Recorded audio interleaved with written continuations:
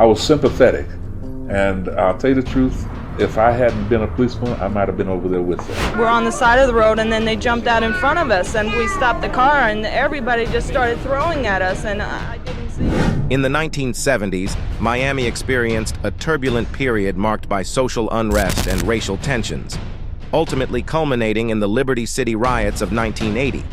The seeds of discontent were sown in the preceding years, fueled by a complex interplay of economic disparities, systemic racism, and simmering frustrations within the African American community. One of the key factors contributing to the unrest was the persistent economic inequality faced by the black population in Miami.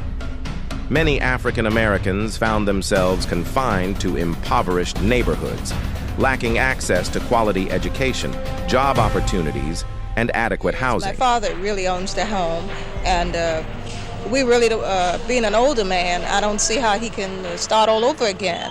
As a result, resentment and frustration grew, laying the groundwork for a volatile situation. The breaking point came in May 1980, when an incident involving law enforcement ignited the powder keg of discontent. The fatal shooting of Arthur McDuffie, a black motorcyclist, by 4 white Miami-Dade police officers triggered widespread outrage.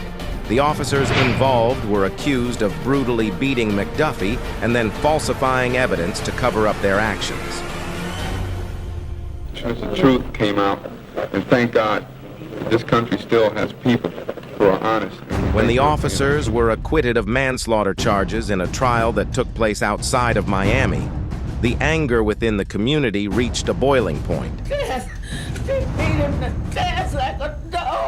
Protests erupted across the city, with residents demanding justice for McDuffie and an end to police brutality. The demonstrations quickly escalated into violent clashes between protesters and law enforcement, further exacerbated by deep-rooted racial tensions and a history of unequal treatment. Right at my neck. And so we took a side street, and there were people just laughing at us, and nobody even cared to stop and help us or anything.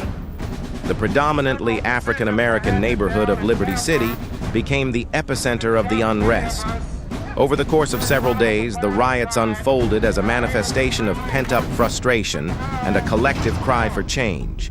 Buildings were set ablaze, businesses were looted, and the streets became a battleground between protesters and the police. The National Guard was eventually called in to restore order, but not before significant damage had been done. The Liberty City riots of 1980 served as a stark reminder of the systemic issues plaguing American cities during that era. It prompted a re-examination of law enforcement practices, the need for economic reform, and a call for social justice. The scars left by these events would persist for years, shaping the city's history and influencing efforts towards a more inclusive and equitable society.